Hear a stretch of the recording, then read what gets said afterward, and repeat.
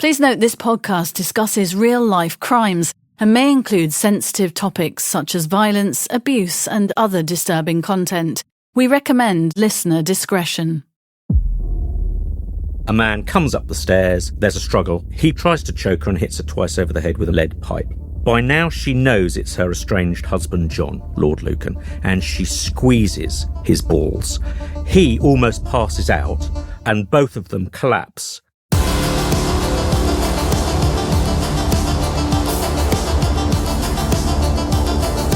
I'm journalist Helen Fospero. I'm crime reporter Martin Brunt. And this is True Criminals. A journey into the darkest corners of the criminal underworld with insights from decades of true crime reporting. The stories behind the stories, plus exclusive interviews with those closely involved in notorious cases. Re-examining crimes so shocking, they still haunt our imaginations.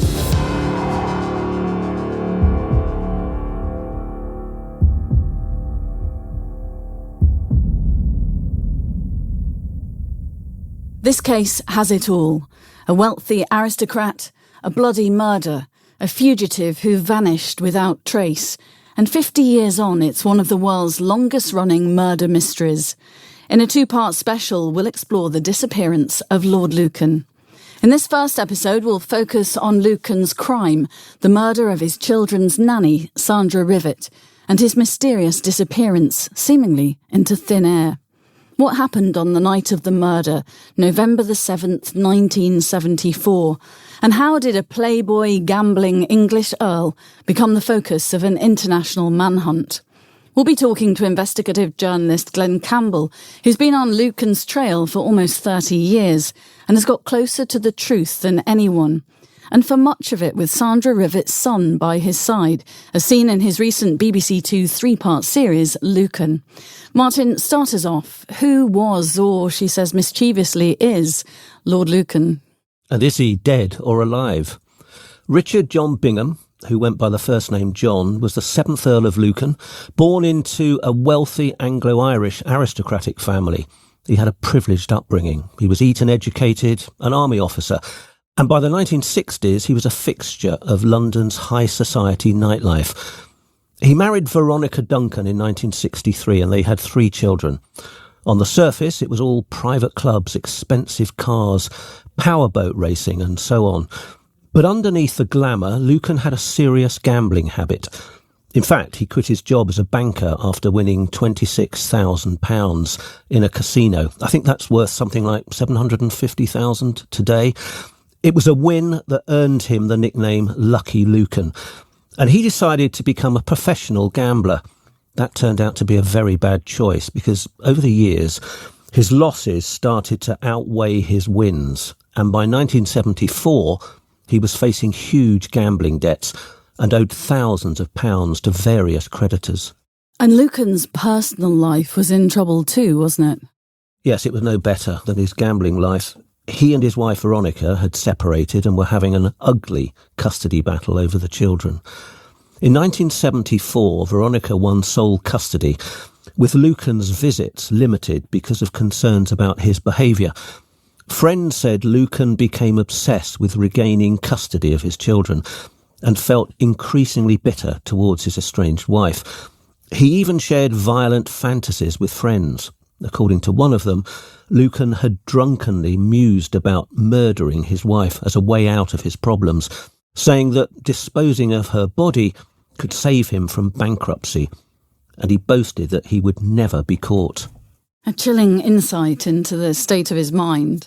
Yes, by November 1974, Lucan was a desperate man, nearly bankrupt, humiliated by the custody loss, and convinced that Veronica was to blame for his misfortunes. So it was a tense backdrop for the tragic events that were about to unfold. Well, few have more insight into what happened that fateful night and in the immediate aftermath than investigative journalist Glen Campbell, whose documentary with Sandra Rivett's son aired recently on the BBC. Glen, thanks so much for joining us in the studio for True Criminals. My pleasure. I'm looking forward to talking over the story. Well, we're looking forward to hearing your take on it. To begin with, take us back to Belgravia in London on the 7th of November 1974. What happened? go back 50 years, half a century, and it was a very, very wet and cold night. It's interesting, you need to go into what was going on in London on the 7th of November 1974 because it involves the police. There was a massive mainland bombing campaign by the IRA, and everyone was at a heightened state of alert. There'd been false warnings in the days leading up. Intelligence had come in from Belfast and Northern Ireland to Scotland Yard that another bomb was imminent. And so the police were working extra shifts and were waiting for the next explosion.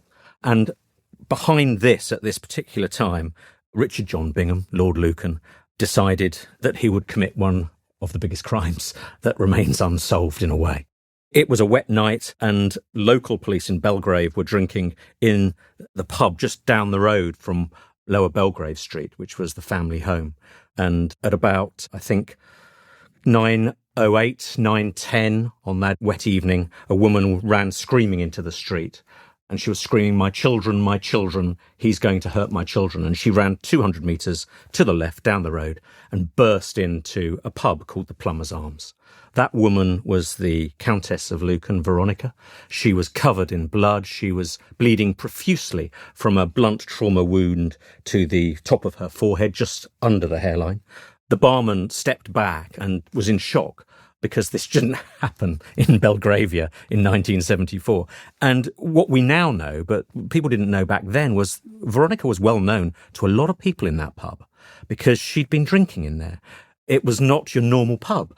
It was frequented by aristocrats and very wealthy local people, many of whom were her friends. And the barman knew her. And so he knew it was Veronica and he immediately went to her aid. And in that point, the story unfolded of this horrendous, grisly murder that had taken place in the basement of Lower Belgrave Street. And the victim was? The victim was Sandra Rivett, a 26-year-old domestic servant, a nanny. Sandra Rivett had been working only at Lower Belgrave Street for about 7 to 8 weeks, 10 weeks if you included her starting on period when she'd went and been interviewed by Veronica. But in that period of time, Martin, those two women had become incredibly close. They were born of the same domestic violent background. They were both victims of domestic abuse. They both bonded over the fact that both of them had and were going through marital strife. But Sandra's body lay sprawn across the basement floor, her shoes kicked off, and the blood splatters were everywhere. It was a carnage scene of blood up the walls, on the floor, across the piano. It was not a pleasant sight. And what did Veronica tell the police, maybe the people in the pub, what had happened to her? Well, Veronica faded in and out of consciousness. She was running on adrenaline, literally, when she ran down that street, running for her life. And I'll go in later to how she got out the house. She was running for her life. She very quickly faded into unconsciousness, and the ambulance was called to get her out there and get her into the hospital. So all she could say was, my children, he's going to harm my children. It's at this point that the barman vaults the bar, runs down to the house. He knows where she lives. This is no stranger who's coming. And he attempts to get into the house. He can't. He's pushing the door. I know this because the barman was a very close friend of Sandra Rivett's boyfriend, John Hankins, who ran the Plumber's Arms, was an Australian bar manager for Watney's, but at that night was working in a different pub in Chelsea. So Glen, at around 5 to 9 that night, Sandra Rivett had gone downstairs to the basement of the Lucans' home, to the kitchen, I think to make a cup of tea in the darkness when this attack happened. What actually happened to her as she came down those stairs? Well, the timeline is Veronica's timeline. Veronica retired upstairs to her bedroom every night at 9 p.m. to watch what was then the 9 o'clock news. You remember the 9 o'clock news, Martin? So do I. I remember the days before there wasn't any news. Oh, I don't remember that far back, just saying. So she went upstairs to watch the 9 o'clock news. It was a Thursday night. Normally, Sandra had Thursdays off. This one, she didn't. Veronica said, would you go downstairs, darling, and make a cup of tea, as was their routine. And Sandra descended into the basement. She had a small tray, which you see in the crime photos, scattered across the floor because she dropped it, obviously. And she was going to make a cup of tea. But when she pressed the light to go into the basement, when she clicked it, nothing, no light on. We now know why, but she descended into a dark basement, wondering, well, has the light bulb gone? And it's at that point that she was attacked from behind and beaten several times over the head with what we now know to be a lead pipe, a very heavy, blunt instrument. And the arc from the forensics is quite significant. Despite the small ceiling, he managed to pull his arm right the way back, because we're not talking about taps here, we're talking about a significant series raining of blows to the back of the head, cranium, and Sandra drowned in her own blood. Wasn't she bundled up in a mail sack? She was later found when the detectives traipsed into the basement, bundled upside down headfirst into a US mail sack. They're quite rare. At the time, US mail sacks were actually only used there or in Belgravia by the casinos, interestingly, which took US mail because they were owned by an American company, and the mail came over for the workers in big US mail sacks. So the US mail sack was always an interesting bit of evidence. And yes, Sandra was found inverted upside down. She was 5'2" in height, small in stature, about 7 to 8 stone. She was not a large lady. She was a small, diminutive lady, very much like Veronica. They looked the same frame if you looked at the two of them from behind in photos. And soon after Veronica ran into the pub, Lord Lucan himself was on the move. Where did he go? What was he up to? Well, this is where, Martin, you look at the evidence, the witness statements, no CCTV there now. Go down Belgravia, it's bristling with CCTV cameras. Go down there in 1974, absolutely nothing. Old gas lamps. He exits the property after Veronica has vanished in front of his very eyes. He goes away to wet a cloth to bathe his wife's head, because she's also been attacked too by him. Whilst he turns his back and goes into a small ante-room to get a wet towel and some water, Veronica seizes her moment and runs out into the street. That's where we join the story of her getting into the plumber's arms. She makes a bolt for it and gets out. He comes back into the bedroom to nurse her wounds and say, we're going to keep this all quiet, dear, don't worry, I can get rid of the body. And she's gone. Panic sets in. He's got to get out of the house. We know that at about 9:15, 9:20, he gets across the road and knocks on the door of a neighbour called Madeline Floorman, and she does not answer. They have old-style telecoms in those days. He rings the bell. She answers but doesn't know who it is, and it's certainly not going to come down at that time of night. We know he was there because of the blood splatters left on the very nice tiled patio area where the front door was. There was blood found there. From there, he then disappears and vanishes. He gets into a borrowed blue Ford Corsair car and disappears, and he has to get out of town quickly.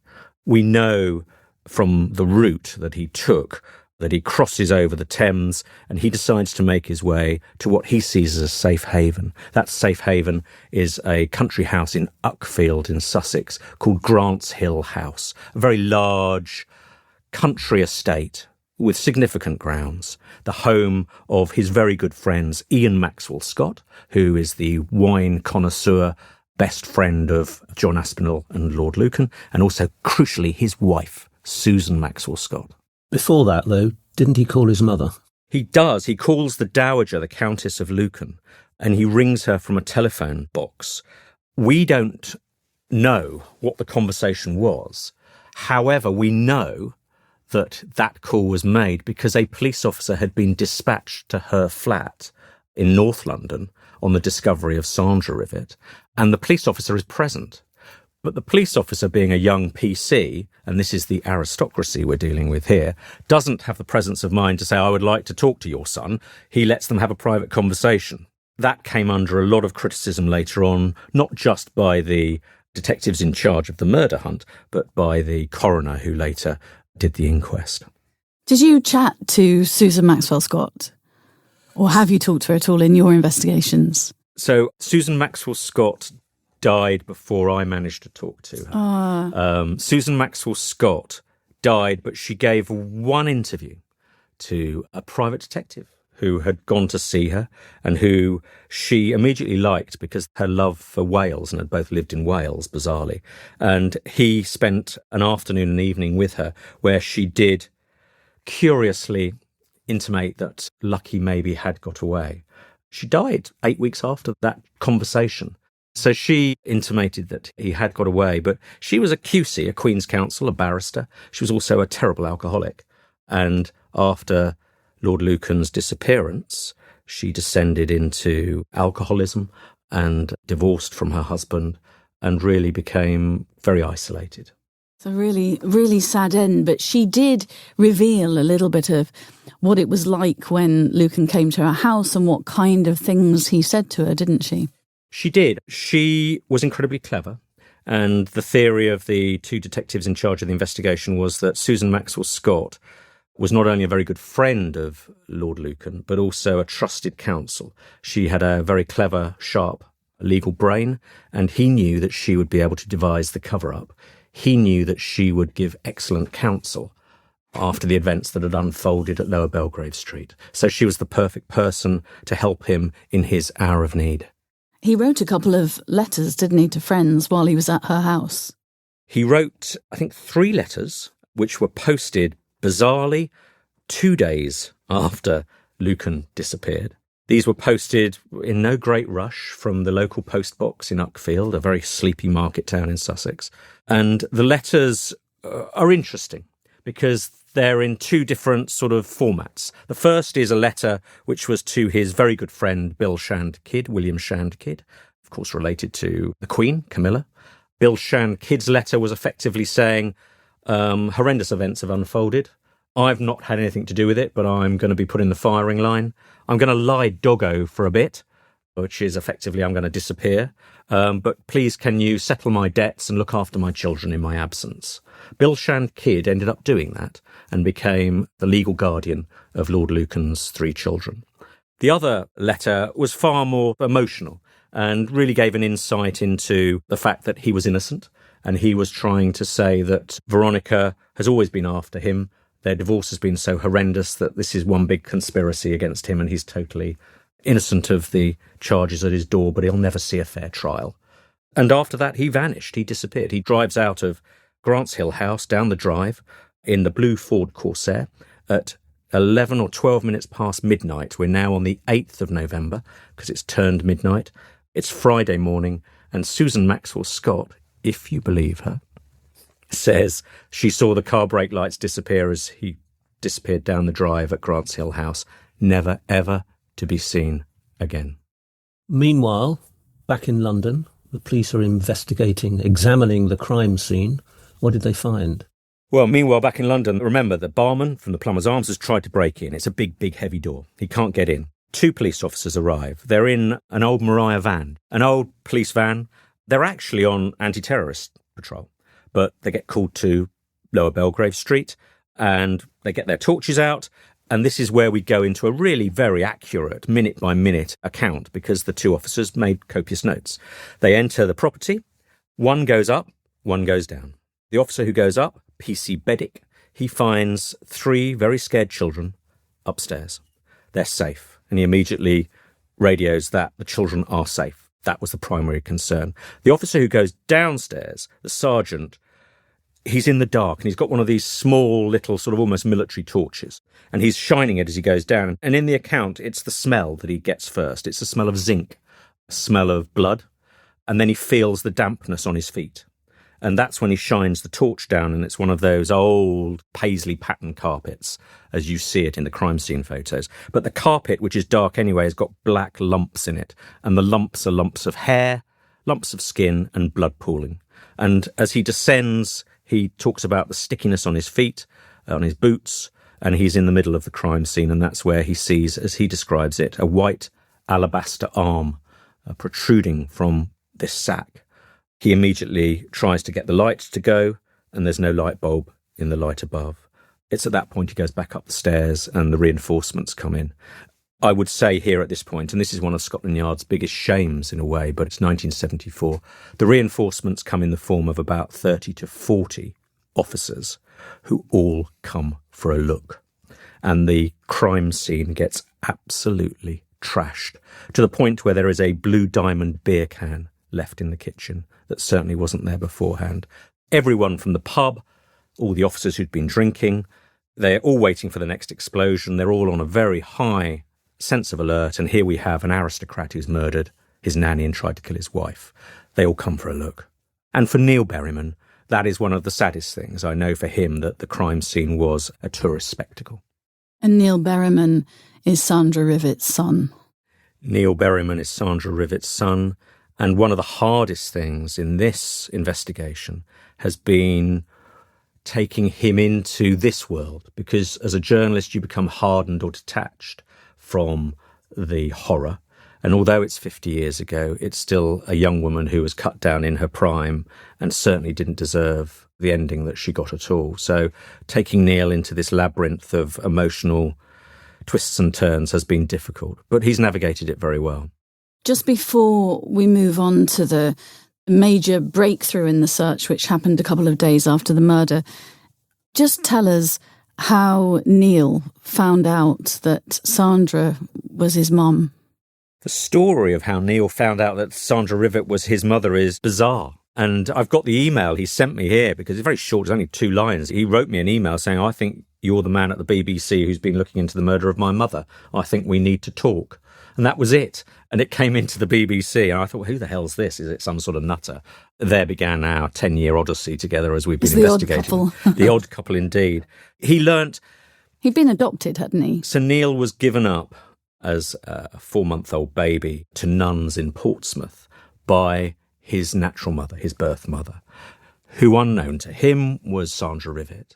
Sandra had met a new partner, a man called Roger Rivett, who was in the Royal Navy in Portsmouth. She already had a son from a previous relationship. This was the end of the 60s, beginning of the 70s. That son had been raised by her parents because she needed to work. She got pregnant again accidentally. She had the baby and then she met this new partner who she wanted to marry. So Neil was given up to the nuns down in Portsmouth. The Royal Navy operated then very closely with the church. There were lots of children born out of wedlock, products of the Royal Navy's staff around the world, and the nuns would look after these children. So he was in that orphanage. The lucky break for Neil was that Audrey Berryman, his adoptive mother, couldn't have children of her own and desperately wanted a baby. And she went to the nunnery and said, do you have any babies I would really like to adopt? I have a lovely family to offer. And after a very short period of checking to make sure she was suitable, Audrey and her husband Ivan, Neil's step-parents, adopted him at the age of 5 months. And he grew blissfully up, unaware in Hampshire, in a rural, idyllic country childhood, unaware of who he really was, until Audrey was diagnosed with breast cancer. She was 73. She wanted Neil to know the truth about who his real mum was. He knew he was adopted, really didn't care. And just before she died, she said, I've left you an envelope in the bedside cabinet. Please read it. And Neil said, I will, Mum, I will. But he didn't. 8 months passed. Audrey died. Neil decided not to go and revisit his past. But then his partner said, well, you need to know who your real mum was. And got him to pluck up the courage to go back to the house. And he went back into the house and there was the brown envelope, exactly where his mum said it would be, still in the bedside drawer. His dad, Ivan, was alive but was out that day. And so Neil says he sits on the bed and he could smell his mum's perfume and it was like she was there with him. The duvet was the same. Nothing had changed, although she'd been passed for 8 months. And he opened the envelope and he tipped out the contents on the bed, and he thought, it'll be some woman who I won't even need to know who she is. And he said a jigsaw puzzle just collapsed in front of him. There was newspaper articles of 1974 and this aristocrat called Lord Lucan.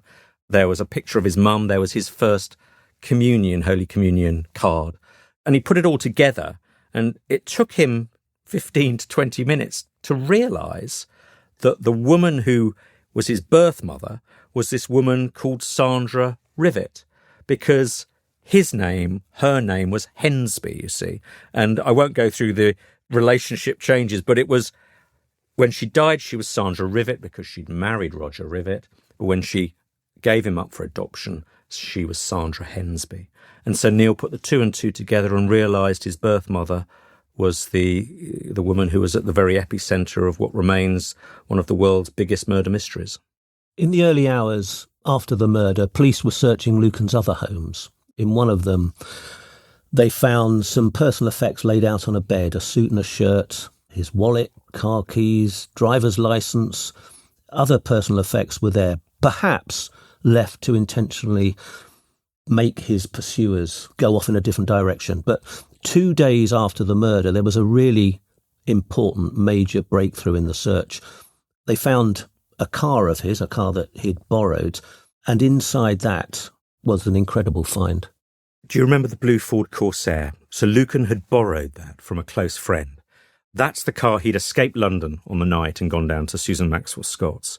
That car, last seen on the timeline, driving down the drive by Susan Maxwell Scott.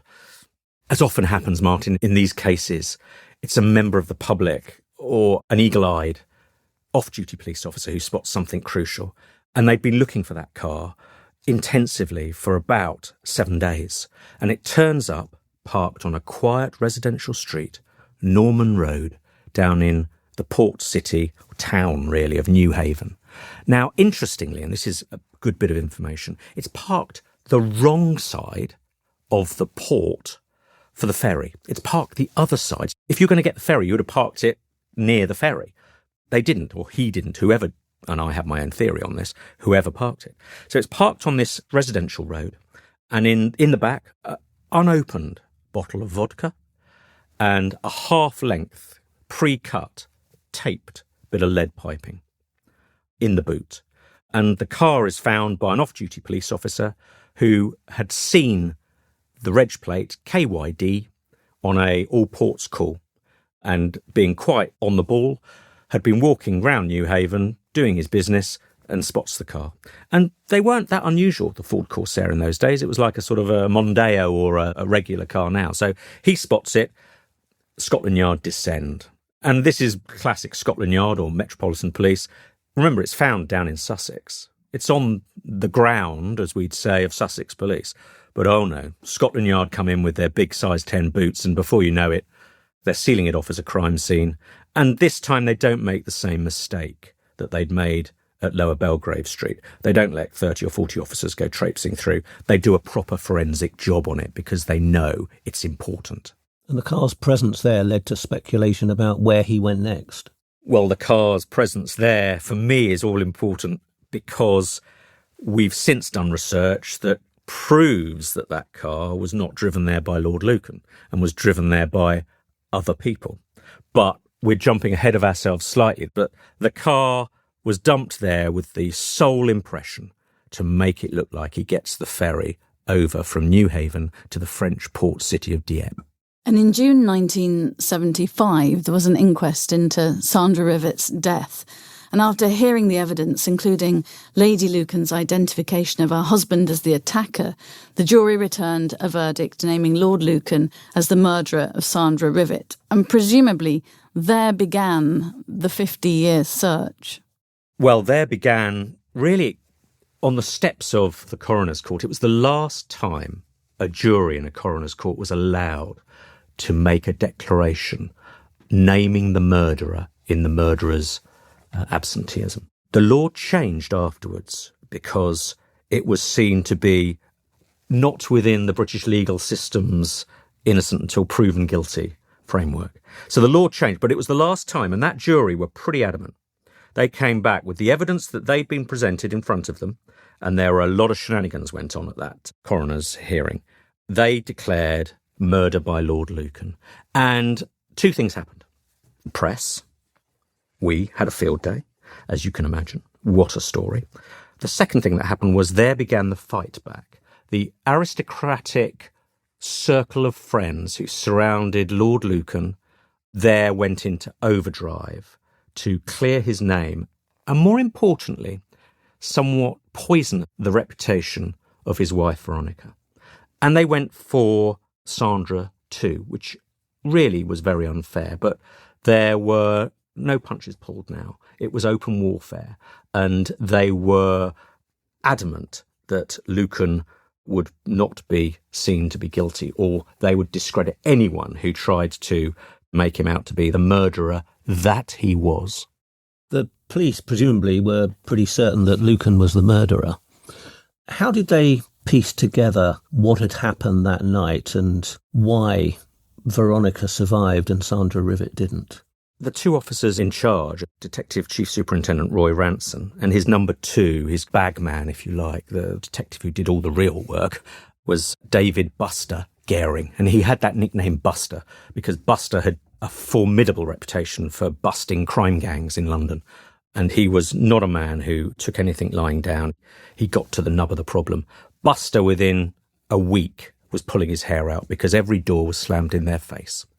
They turned up at various aristocrats' houses and they were told to go round the back to the tradesman's entrance. They were kept waiting for 4 or 5 hours. The detective who did a lot of the shoe work was Detective Sergeant Graham Forsyth, a lovely man. And he's still alive, Graham, and he's in our documentary. Graham describes time and time again, they knew Lucan was there. They had the intelligence and the evidence. They had an eyewitness in the form of his wife, Lady Lucan, that he'd done it. And yet he'd just disappeared and they couldn't get him. They'd put out an Interpol all ports warning. They had his description circulated across Europe. But he was still missing. And they didn't have a clue, Martin, where he was. Everyone was silent. But the theory by then was that he'd really meant to kill Veronica, his wife, but he'd killed the nanny instead. How did they work that out? Based on the crime scene, it very quickly came to the conclusion that, from what Veronica had said, that Lord Lucan had picked Thursday night because Sandra has that night off. She was going to go out with John Hankins, her Australian barman boyfriend. Veronica, he knew, would go downstairs just before 9 o'clock, before the 9 o'clock news, to make a cup of tea. That was her routine. He waited downstairs. The light bulb hadn't broken. He'd taken it out. The light bulb was found on a chair, so someone had taken it out. And he waited in the shadows. A woman came down the stairs at 5 to 9. Here he is thinking, this is Veronica. I'm going to beat her over the head, put her into the US mail sack, put the mail sack into the boot of the Ford Corsair, which is parked outside. I will then go and have my 9:30 dinner appointment at my favourite gentleman's club, which he had booked with friends. There's his alibi. And then later that night, he would drive the body, dump it in the sea in New Haven, most probably, where there was a well-known criminal fraternity who did that service for you for no questions asked. And then he'd return to London. Veronica had a history of mental health problems, which Lucan himself had promoted proactively in the family courts. So she'd lost her mind, gone wandering off into the night, abandoned the children. The house and the family would be his again. Her body would never turn up. It would be her who would most probably thrown herself off the cliffs to a certain suicidal death in the English Channel. That was his plan.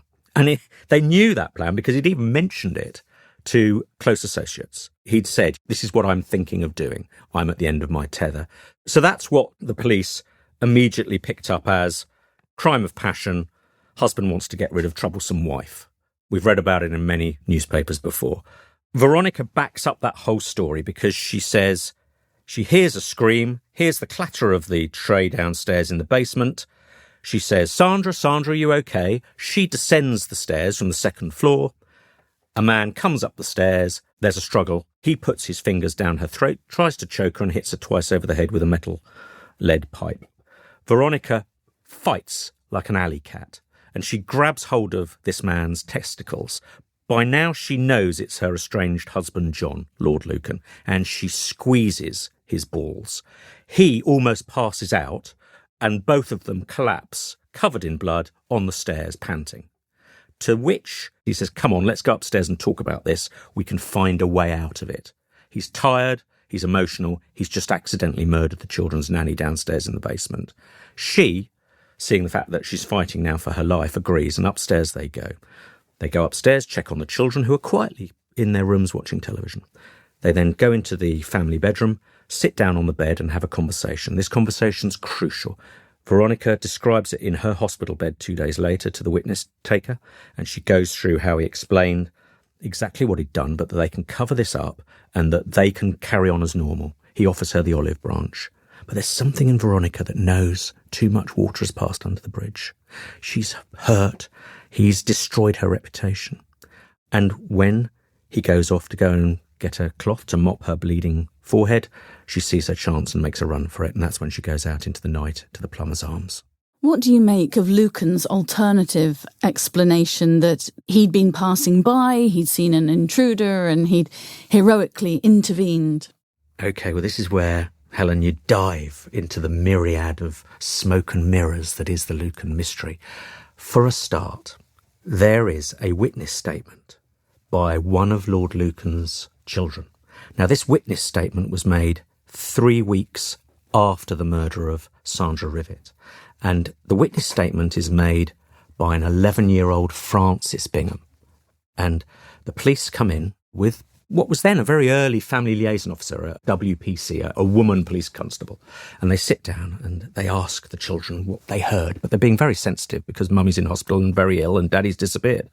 And Francis gives this amazing story about how a man had been living in Lower Belgrave Street in the weeks before the murder. And in the witness statement, you see it there in black and white from 1974, she says sometimes the man stayed in the nanny's bedroom, sometimes the man stayed with mummy in her bedroom.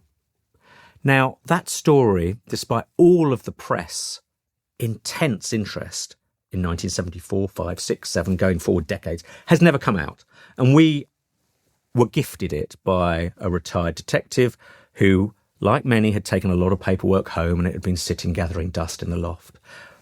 But it throws an insight, albeit a very uncomfortable one for Neil Berryman, in that who was the mystery man living in the house? Was he there that night? Why didn't the police chase him down and establish his identity? Why wasn't it mentioned in the inquest? How has such a massive bit of evidence managed to lay undiscovered for so many decades? And, as Lord Lucan's brother Hugh Bingham said to me himself when I showed him and let him read this witness statement, it's another crucial bit of evidence that may suggest my brother, Lord Lucan, was innocent of the murder of Sandra Rivett. So there are 4 or 5 other similar bits, but this is what makes this case so perplexing. It's not as straightforward as you first think. I know you don't buy the theory, and you'll explain this later, that he got on the ferry. But Lord Lucan was a man who knew the English Channel pretty well. He was a powerboat racer. He had wealthy friends, presumably access to a boat. Perhaps he used the Channel for a perfect getaway or something else. But as the days turned into weeks, there was speculation that he'd killed himself, wasn't there? Massive. And the footage shows one of those James Bond gyrocopters going over the cliffs on the south coast looking for his body. I'll fire at you, Martin, a few things. We traced the special branch officer who was on duty at New Haven port that night. Remember, there was an IRA bombing campaign, so all of the ports were covered by special branch. We got him and he was retired in his 70s. He said, I counted, my job was to look at every single person getting on and off the ferry because I was doing profiling for terrorism. He said there was no distinguished aristocratic lord getting on that ferry that night. There was a Force 8 blowing 9 up the channel. The ferry did sail, but it was one of the only boats that got out of the harbour that night because the weather was too bad. So he says, I can guarantee you Lord Lucan did not get on that ferry. If he didn't get on the ferry, he can't throw himself off it and have his body chopped up in the propellers, which was one of the bizarre scenarios that we were told. So he didn't get on the ferry. Did he take his powerboat out? Did he have access to other boats? Did he go out into the English Channel? I sail. You cannot go out of New Haven in a Force 8. You just can't, because the waves come up and you're coming out of the bar and it's a rough bit of sea. So the fact that he's going to go out in a White Migrant, which was the name of his powerboat, didn't happen. Okay. The other bits of evidence that I'm going to put to you, and I'm not trying to convince you, although I most probably am in a way. We also traced the police officers who were on duty at Uckfield Police Station the morning of the 8th. And the morning of the 8th, remember, midnight was when he was last seen driving down Susan Maxwell Scott's Drive. We found 2 PCs who started at 5 a.m. at Uckfield Police Station. And it's a sleepy, quiet little police station about half a mile from Grants Hill House. And it's the only road that goes to New Haven. Okay. They say they saw the blue Ford Corsair at 5:30 in the morning, driving past the police station, followed by a large brown Bristol motor car. The Bristol motor car is the car that was owned by Susan Maxwell Scott's husband. It was a kind of a Rolls Royce of its day. Beautiful big car. 2 cars, the blue Ford Corsair, Ian Maxwell Scott's Bristol motor car, 5:30 a.m. in the morning, being driven on the only road down to Newhaven. How do you think the blue Ford Corsair found its way down to Newhaven? So my view is that it was a diversion, and the eyewitnesses stand that up. Why didn't those police officers report it at the time? Do you know why? Because they felt, A, it wasn't significant, but B, they were really pissed off that Scotland Yard had come down and taken over the whole investigation. They didn't even ask Sussex Police for any help. This was a Scotland Yard investigation. And the biggest mistake was not working in partnership with Sussex Police. Crucial information, intelligence, detective skills were missed. Teamwork is everything. But in those days, Scotland Yard did get parachuted in all over the country to help out with investigations. The point you're making is that they didn't wait to be invited. They just steamed in. They just steamed in, but they also steamed in with their agenda, Martin. Their agenda was, the posh lord did it, let's find him and get him. They actually had a board at Scotland Yard running with the odds of what day Lucan would turn up with his barrister and hand himself in at a police station. So they all had money on, would it be the Thursday, would it be the Friday? No, he'd wait until the next Tuesday. They were just waiting for him to hand himself in. You talked about powerful and wealthy friends. The businessman and zoo owner, John Aspinall, one of Lucan's closest friends, suggested not long after the murder that Lucan might have scuttled off and jumped on a boat at sea to kill himself, didn't he? John Aspinall, an amazing man, an amazing life, and amazing achievements in the realms of wildlife and also gambling. But John Aspinall was a gambler. And when he made a friend, it was a friend for life. And Aspinall, we didn't realise this, Aspinall secretly owned a large property with basements less than a kilometre from Grant's Hill House. He, as a boy, had grown up for part of his childhood in Uckfield. Aspinall also owned another cottage about 6 miles away out in the countryside, which he'd used for his friends and also his mother. So Aspinall has a footprint here in Uckfield, which I found really interesting. He also owned 2 very large wildlife centres. Of course, he made the famous joke that maybe I fed him to my tigers. The police actually took that seriously and went round looking. But Aspinall enjoyed nothing more than playing with law enforcement. He saw them as being rather thick, not of his world, and easily malleable. And so John Aspinall made an art form out of winding the police up throughout the whole of this investigation, up until his death. Glenn, you've spoken to police sources, even Lucan's family, over the years to try to get to the bottom of the story. You've travelled all over the world, spent decades looking into it, and you've produced documentaries. You've already demonstrated a phenomenal grasp of the details. But what first drew you to the Lucan case? It was a drink in a pub near Old Scotland Yard. When I say Old Scotland Yard in Victoria, the building no longer exists there, but I had a drink with a police officer in 1998, and his job was an intelligence officer on Crime Stoppers. And after his 3rd drink, he got a bit loose-lipped. And he started alluding to me that he knew a lot more about the Lucan case than anyone else. And to be honest, Martin, I was kind of more interested in, I think then it was knife crime, or there were shootings that I was more interested in, and Kenneth Noy for a start. But he sort of alluded there was more to this. And I said, well, like what? And he said, oh, let's have a drink next week. And we had a drink next week, and he gave me something, and he said, read this. And it was a police intelligence report. And it was an insight. It was the report that really gives you a summary of every little morsel of information that's come in since 1974, but that hasn't made the headlines or got into the public arena. And when you put all of that information together, which we'd started doing, it really quickly became quite evident that Lucan and his friends have really had us over. I say this not lightly, that they really did get away with murder. There was no way that man was going to commit suicide. I'll tell you why. Talk to a psychologist, and any psychologist will tell you a gambler will always go on the next card. A gambler's not going to take their life, especially when you've got at your resources some of the richest men on the planet. So lucky Lord Lucan did get away. Lucky Lord Lucan did disappear. And Sandra Rivett did not get justice. Whether we'll ever see justice now, I very much doubt it. On your own, and for some of the trips accompanied by Sandra Rivett's son, Neil, you've really travelled to some far-flung corners of the world, chasing leads, following up tip-offs, following the evidence. Where are the significant places, Glen, that the search has taken you?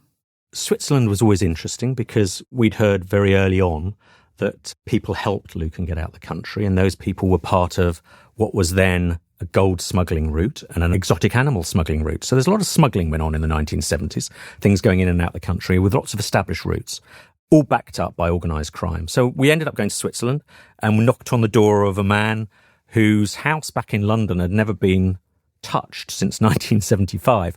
And we chatted with him and we made a lot of progress about what he knew to do with Lucan's exit from the UK. And he was very helpful. But he was also very scared, and he made us a bit scared, to be honest, because he did make us realise that there was a lot more to this still powerful people, still shadows, despite 50 years. From there, we went to Africa, and Africa was where a lot of evidence was pointing us. Africa in 1974, 75 was a vast wasteland. You could disappear quite easily. No borders, porous borders, you could move around. And the Scotland Yard intelligence report had credible intelligence of a man going by the name of John Crawford living in Mozambique, in Maputo. And so we went to Maputo, armed with the intelligence, and we found someone who was a former British law enforcement whose job then was to redesign the Mozambique passport and border control computer system. And he offered very generously to quietly run the name through his computer systems for us. So we went to Maputo, and Mozambique was quite a lawless country back then, and I went accompanied by someone from what was then Customs and Excise, an anti-drug smuggling expert who knew the country well, and we tried to run the name through the computer systems. We didn't make as much progress as we wanted because before then all of the borders were porous and you could literally fly anywhere without any computer checks. There were no computers and the paper system didn't work either. So on our exit from Africa, we decided to take a wing and a prayer, and we knocked on the door of the Right Honourable Hugh Bingham, who was Lord Lucan's brother. And Hugh lived in Johannesburg. He'd moved to Africa 8 months after his brother's disappearance. And Hugh had previously lived in Western Australia. He was in the mining industry. He was a prospector and an expert on geological surveys. And we knocked on his door. We didn't even tell him we were coming. And he was a bit perplexed. He liked the idea that this was someone from the BBC rather than a newspaper journalist. I don't think he particularly had a high regard for the tabloid newspaper journalist. Because I was from the BBC, it did seem to bizarrely curry some favour with him. I think he still listened to the World Service on his transistor radio. And he said, come back the next day and I'll think about talking to you. And he gave us an interview. It took 2 days for him to decide, but he gave a bizarre 40-minute television interview where he effectively said he believed his brother to be innocent and he believed his brother did escape the UK for fear of never being able to have a fair trial. Now, in any interview, there's what is actually said and what's the undercurrent of what's being said. And it was only when we turned the cameras off that we learnt a little bit more. And Hugh explained that his brother had got away from the UK and had a long life in various countries in and around Africa. And he explained the mechanics of how he was supported, where he lived. And Hugh said he died and told us when he died and of what. And we sat there and went, wow, okay. And I later met Hugh in London. 2 years later, he came over for the marriage of his nephew, the current 8th Earl of Lucan, George. And we had lunch in the BBC in London. We talked more about it. And he was consistent in his story. But whenever I asked him, well, did you see your brother?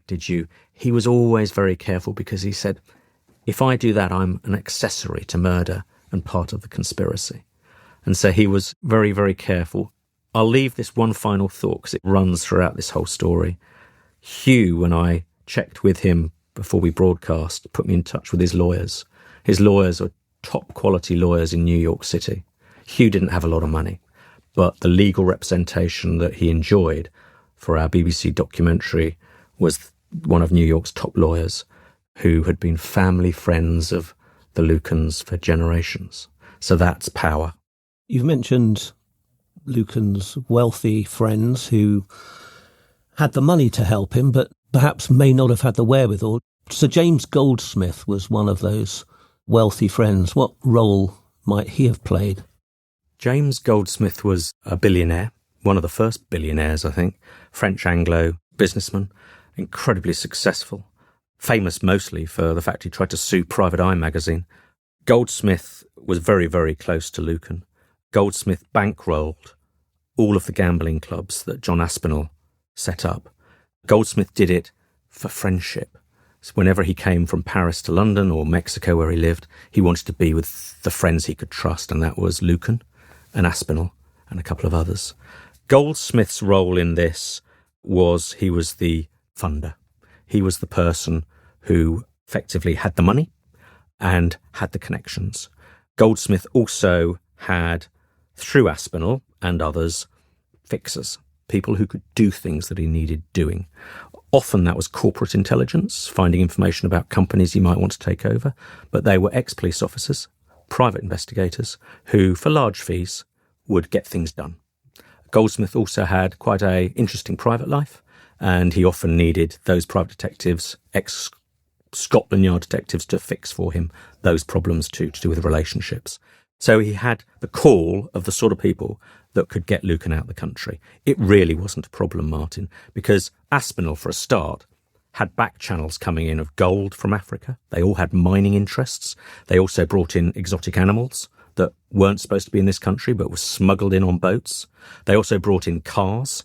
There were no borders for the likes of Sir James Goldsmith or John Aspinall. These men were buccaneers.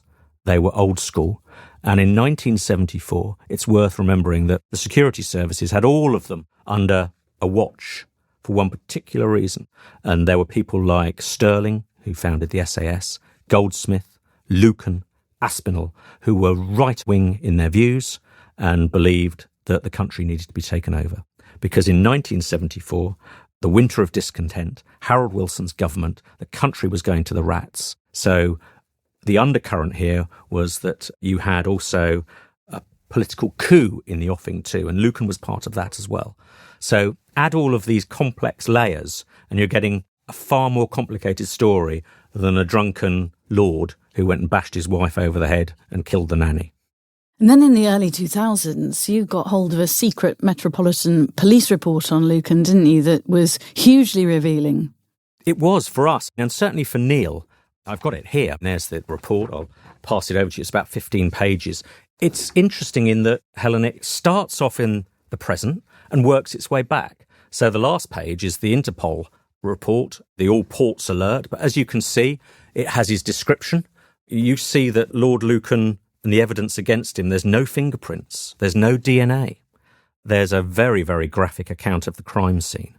But the big thing that the report does is that it brings together all of the threads, the nuggets that have come in over the decades, the sightings around the world, the little bits of evidence that surface when someone divorces someone who knows the truth, or human relationships fracture, they change over the decades. And that's when the truth comes out. It bubbles to the surface like a bit of methane.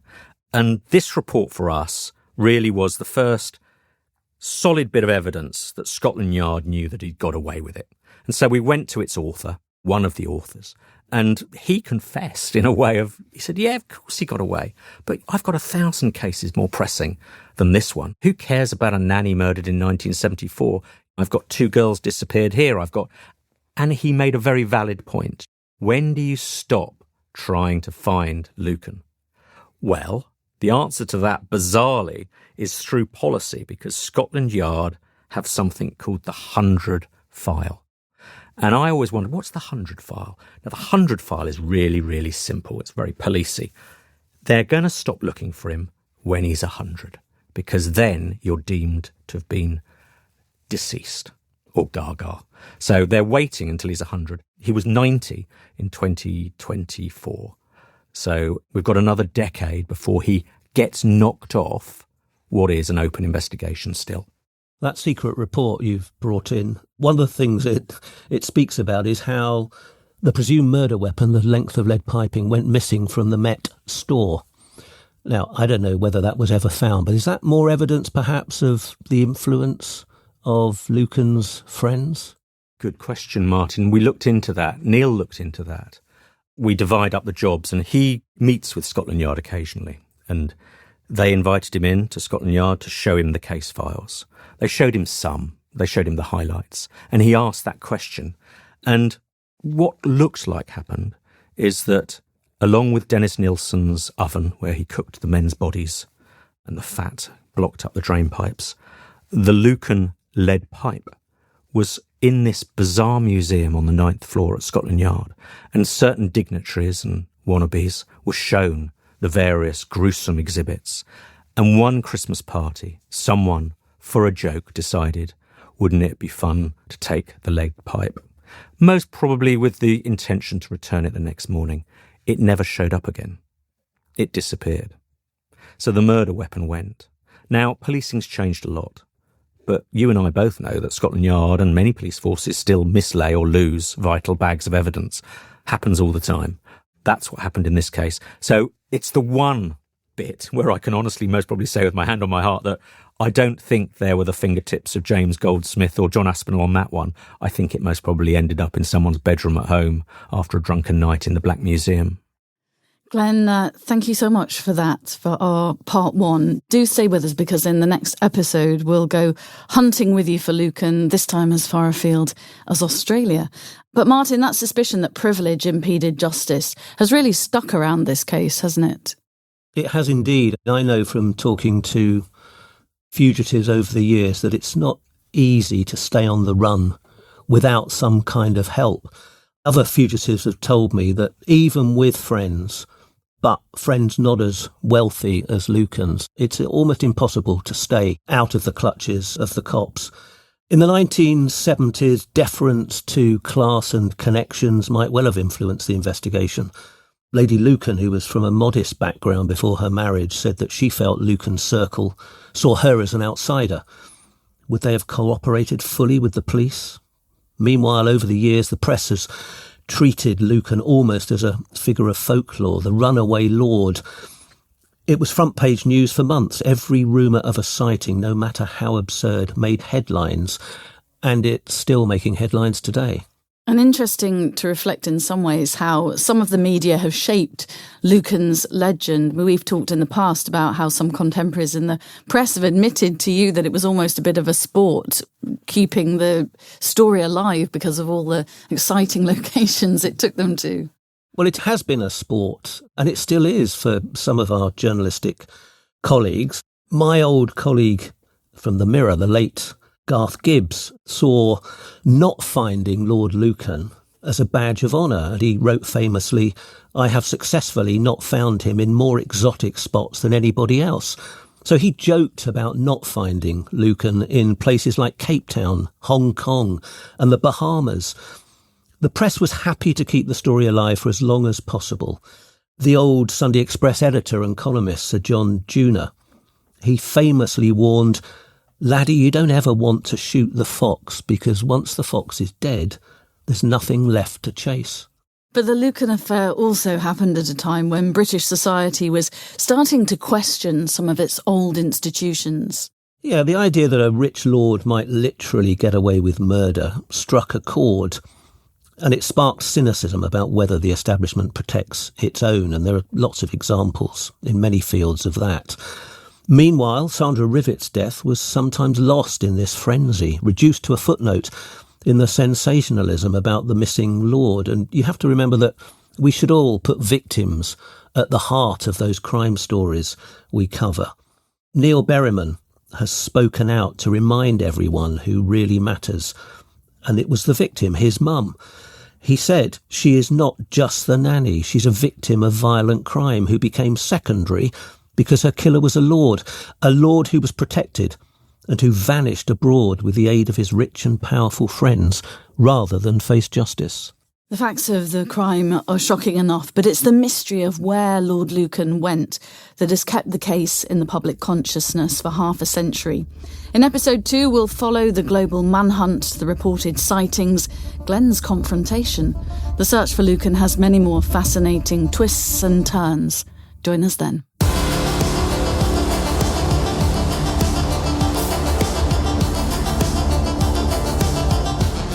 Hey listeners, your support means everything to us. If you're enjoying the podcast, please take a moment to leave us a review. It helps us grow, reach new listeners, and keep bringing you the stories you love. This episode is brought to you by Audio Bleach Global. Our producer is Russell Barnes, with audio production by Andrew Chappell. The original score was composed by Chap Mannequin, artwork by Bleached, executive produced by Lee Mann. Follow True Criminals on Instagram at true.criminals and on YouTube at youtube.com/@true-criminals. For exclusive content and ways to support the show, visit us at patreon.com/True Criminals. For partnership opportunities, please contact us at contact@audiobleachglobal.com.